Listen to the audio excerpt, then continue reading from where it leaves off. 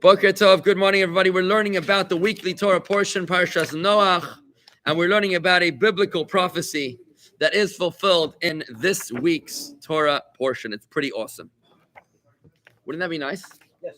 We've had the Torah for 3,335 years, and it's in our times. I'm going to say the past 180 years. You'll see that a biblical prophecy has been fulfilled. You ready? Okay. All right. Here it goes. Okay. It says in the Torah portion this week that in the 600th year of Noach,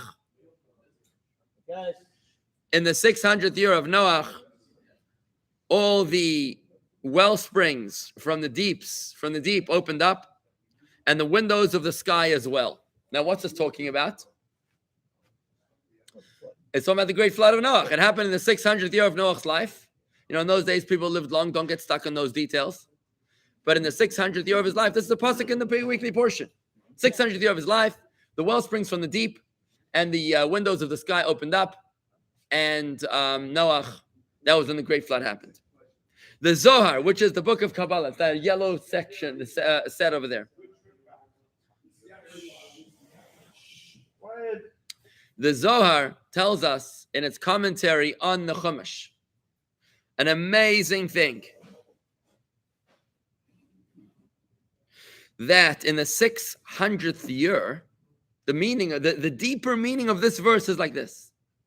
In the 600th year of the 6th millennium to the creation of the world, then will be opened up the gates from above and the gates from below, which is the gates of wisdom above and the gates of the well springs of wisdom from below, and the world will be repaired so that we will be ready for the 7th millennium. Wow. What does that mean?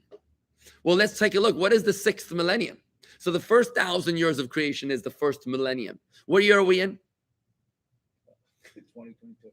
No. What? Oh, 57. Keith. Sorry. 57, what is it? 5783. You should make that your computer password, 5783. So remember, 5783 is the year that we're in. So which millennium are we in? Until the year 1000 starts the 2nd millennium. The year 2000 starts the 3rd millennium. The year 5000 starts the 6th millennium. So the 600th year of the 6th millennium is the year 5600. What year is that in the English calendar? It would be, let's do the math, 5783 minus 5600. What's that? Let's do quick math here, guys. In your head, 5783 minus 5600 is 183 years ago.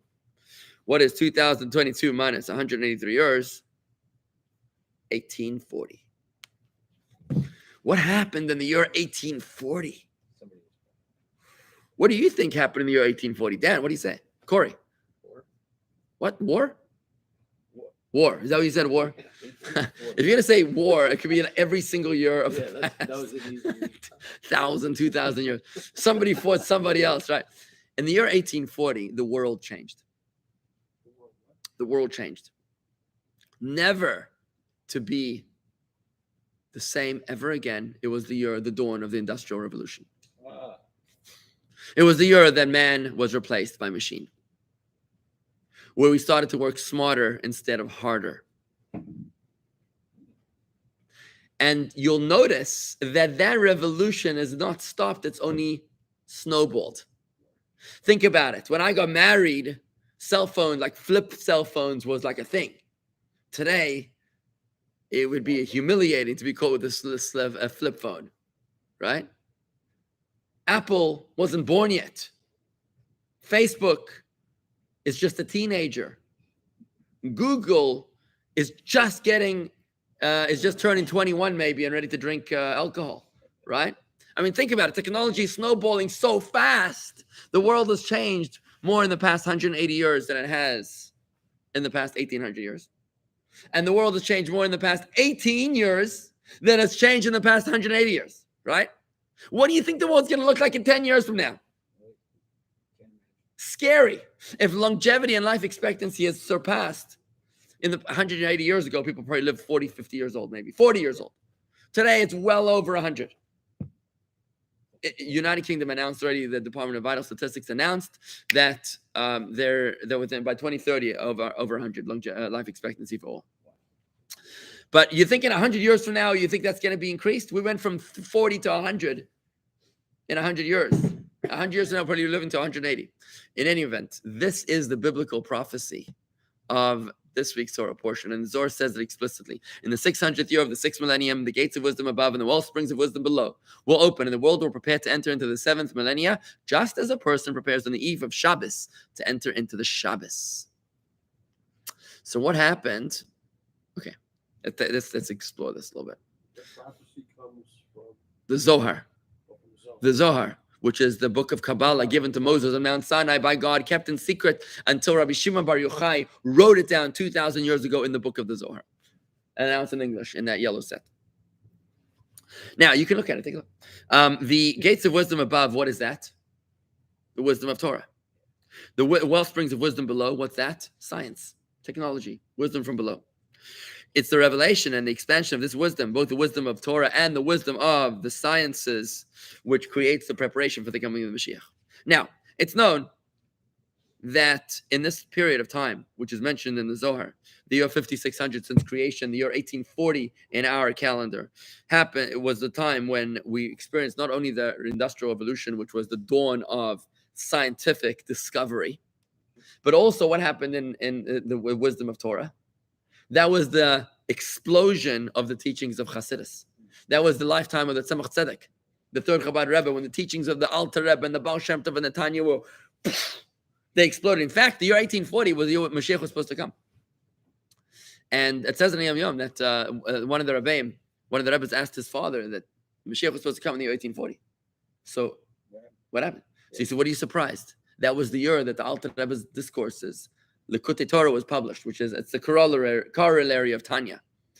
The year the Chassidus was published, and now we understand what he was saying. And when you understand that when a book is published, now it becomes forever.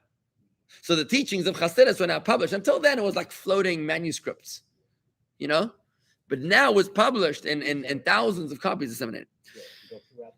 And this is what causes the expansion, the explosion on a very significant level of all these wisdoms in preparation for the coming of the Mashiach. Now it's known that what is Mashiach? Says the prophet, and the world will be filled with the wisdom of Hashem like waters cover the ocean bed. The world will be filled with the knowledge of God. If so, it's understood that the preparation for the coming of Mashiach is what?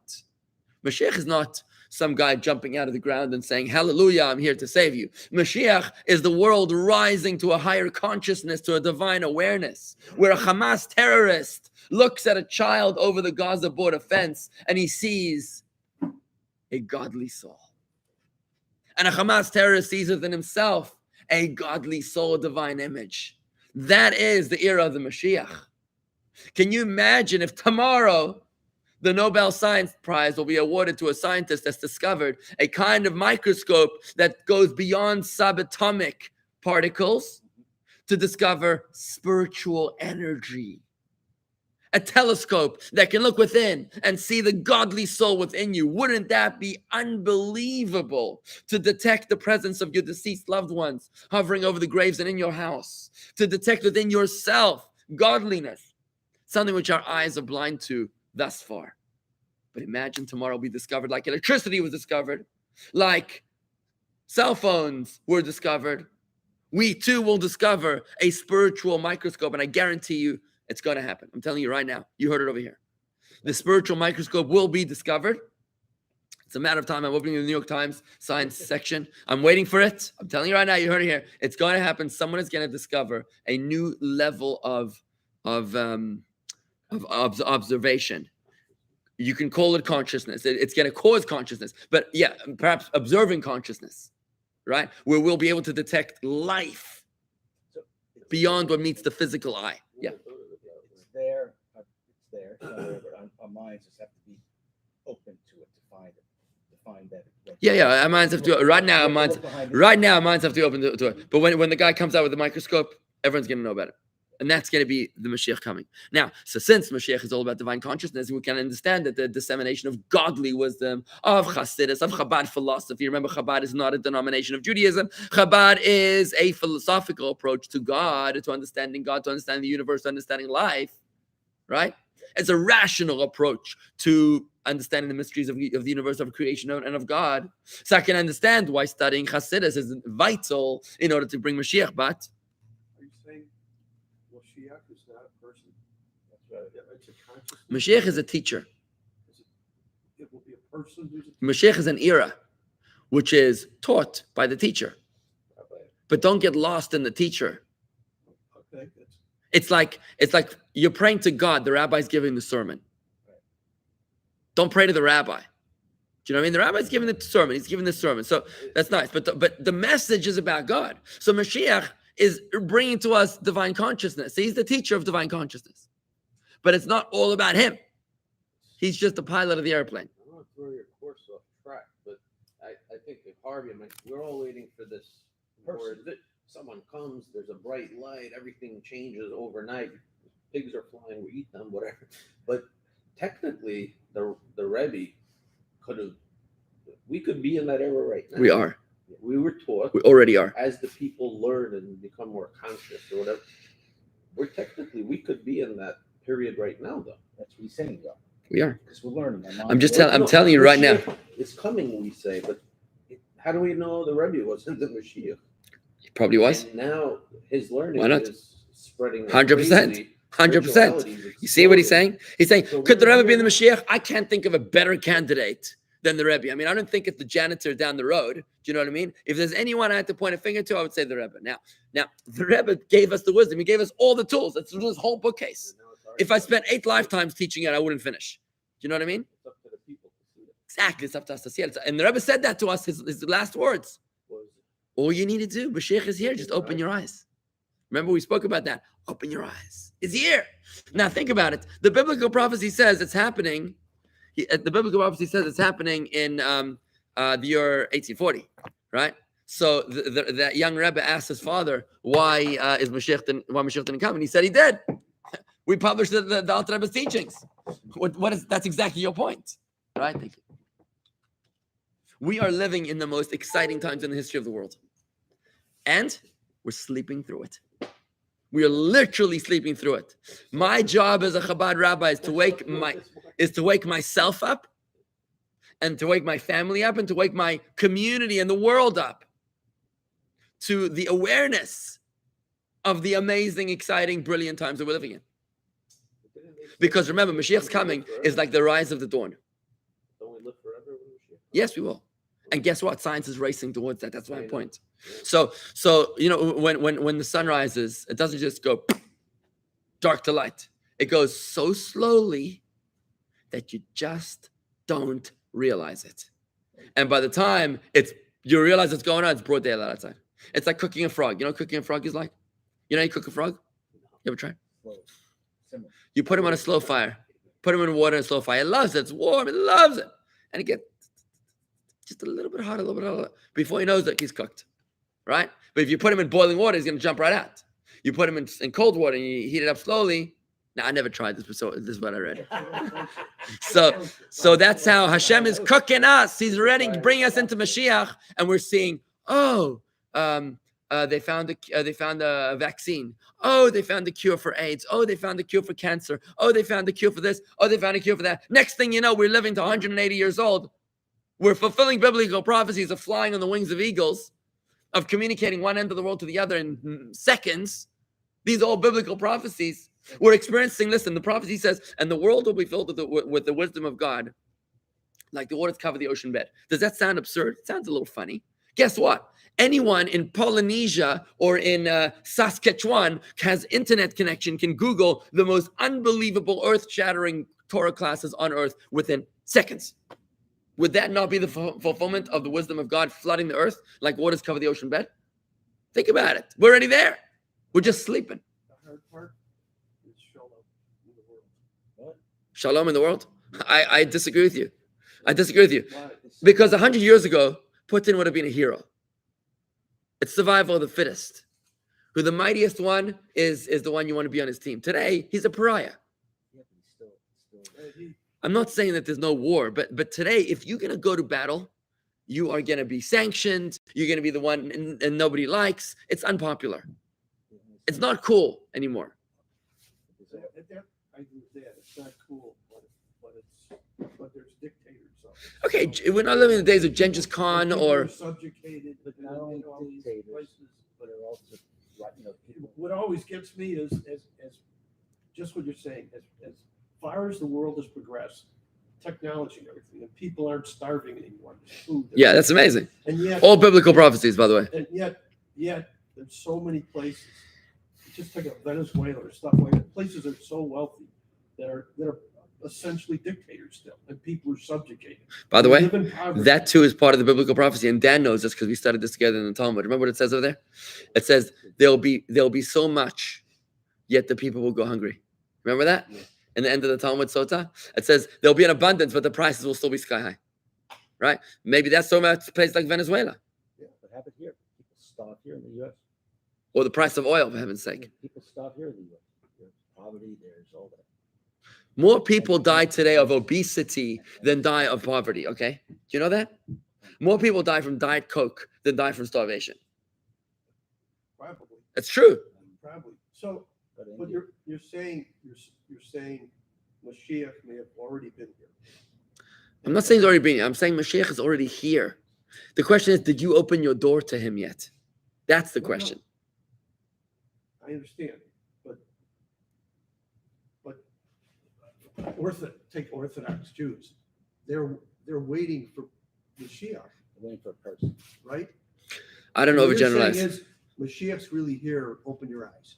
That's exactly what I'm saying. I got it.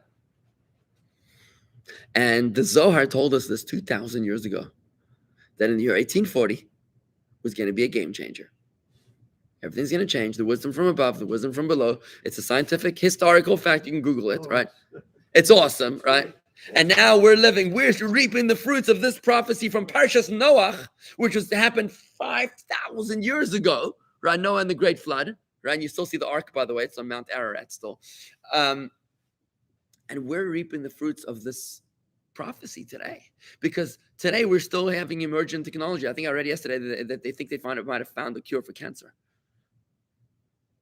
Bottom line is that we're living in times where almost every day there's another innovation or invention which inches us closer to the complete fulfillment of all the biblical prophecies. We're inching towards them. None of them, or some of them have been completely fulfilled. None of them have been not fulfilled at all. But we're inching closer, like the rise of the dawn, right? And what we need to do as Jews is to fill ourselves up with the awareness of God, the awareness of the consciousness of Mashiach, to study these teachings. I'm proud to say that as of yesterday, my book, Viikoittaisten Moskva, which we learned here as a group, is now being sold in bookstores in New York, South Africa, and Canada, right? We're about to do another print of many more copies, because we're flooding the world with the consciousness of Havaya and Elohim. Thank you. So this is what's happening. And if anybody does have comments for me, please, on errors that need to be fixed from any of the editions that you might have, where there's going to be a fourth print, please do let me know. Anyone here who's listening to this class, please, if you have any comments or edits to the Viikoittaisten Moskva, please let me know, because we're about to reprint, and we're flooding the world with divine consciousness. That's what's happening. That's what's happening. I got a call yesterday from someone from Brazil, whose daughter is moving to our area. And he tells me that he studies Viikoittaisten. He went with me to Kazakhstan. He was on the plane to Kazakhstan. So he got the book there. And he says he studies it every day. And he discusses it with his wife and children every day. And it's just amazing. It's absolutely amazing. It's incredible stuff. So we're flooding the world with divine consciousness. That's what Havaya and Elohim is. That's what Viikoittaisten is. Living with that awareness, with that frame of mind. I gave a sermon this Shabbos about something, whatever. And somebody said to me, that was all in your book. It was like everything in your book, which is, it's a state of mind. It's a world view. It's a perspective. Anyways, guys, I do have to go. Chodesh Tov. We'll carry this on tomorrow. We're only halfway on this topic because we got very distracted with a great conversation. So we're going to carry it on tomorrow. All right. We'll keep up this same Okay. conversation. Thank you guys. Shalom and have a great day. Chodesh Tov.